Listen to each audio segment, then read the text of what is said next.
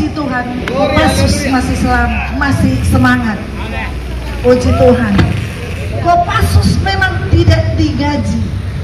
Kopassus mission, komando pasukan Kristus. Pasukan Kristus tidak menerima imbalan kalau orang melayani Tuhan. Tetapi orang Kopassus mission hanya mengumpulkan harta di sorga. Amin. Kalau orang kaya di dunia, orang kurang kasih angkat teru. Dari mana dorang ke harta? Jangan-jangan dorang so main ambil ke sana, kiri kanan muka belakang, minta sana minta sini. Tetapi orang komando pasukan Kristus tidak takut dengan bahaya. Kami tidak takut dengan kekurangan. Amin. Tuhan yang dahsyat luar biasa. Haleluya. Haleluya. Haleluya. Malam yang indah ini, seberapa jauh suara yang didengar, seberapa jauh pengeras suara ini bisa dijangkau. Kami yakin dan percaya setiap taburan firman Tuhan dikerjakan oleh Roh Kudus. Roh Kudus akan menyampaikan lebih lengkap lagi. Bahkan Roh Kudus tetap ada di dalam kehidupan orang-orang yang mendengar dan haus akan firman Tuhan. Amin. Roh Kudus akan mengerjakan keselamatan.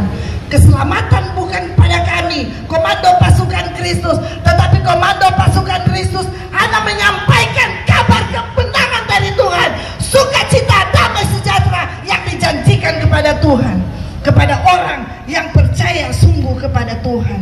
Benar, setiap firman Tuhan dari hamba-hamba Tuhan yang ada menyampaikan intinya kita semua orang Kristen jangan cuma jadi Kristen KTP, tapi kita benar-benar mewujudkan itu dalam kehidupan pribadi kita setiap saat dan ketika, bahwa Kristus itu benar-benar hidup di dalam kehidupan kita. Yes. Di mana lagi Tuhan akan orang mau kenal akan firman? Di mana lagi Tuhan akan kita orang Kristen akan mengenal siapa saja yang mau mengenal Kristus kalau tidak di dalam pribadi orang-orang yang percaya kepada Tuhan. Saudara yang kekasih, ada firman Tuhan, saya akan bacakan di satu ayat. Saudara yang kekasih, siapa yang mau takut dengan Tuhan?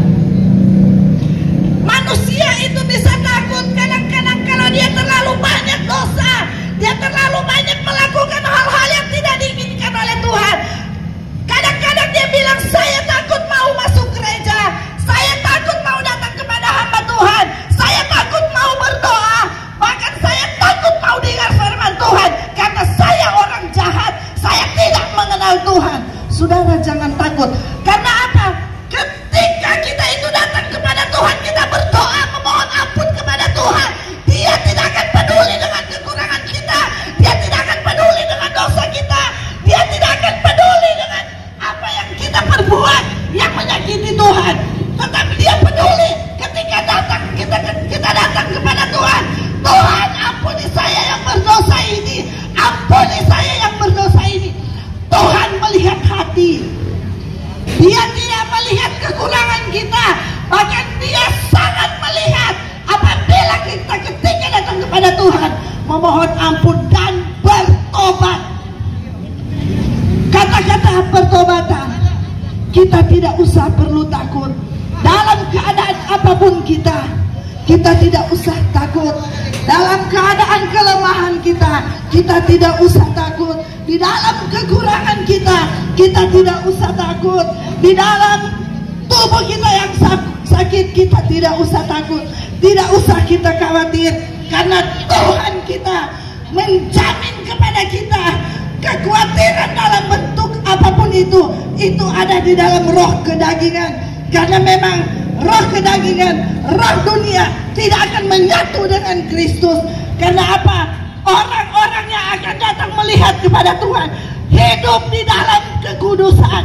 Oleh dan sebab itu, kita malam hari ini, seberapa kita yang ada, seberapa pengeras suara ini bisa didengar, yakinlah saudara, dalam keadaan apapun kamu, engkau sementara akan dipulihkan oleh Tuhan.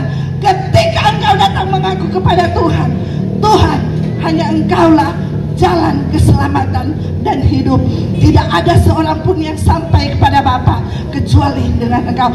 Mengaku bahwa Engkau Tuhan adalah Tuhan dan Juru Selamat di dalam kehidupan kami, di dalam keluarga kami.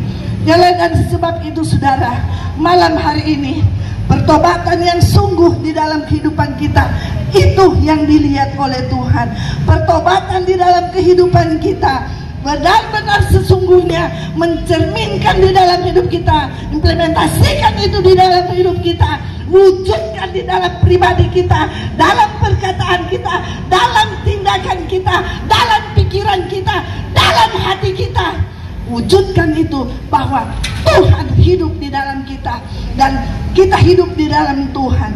Biar semakin hari Tuhan semakin besar di dalam hidup kita dan kita semakin kecil, dan biar semakin Tuhan ditinggikan, orang semakin rendah kepada Tuhan, kita semakin merendahkan diri di hadapan Tuhan, karena Allah yang kita sembah adalah Allah yang berkuasa, dahsyat dan luar biasa.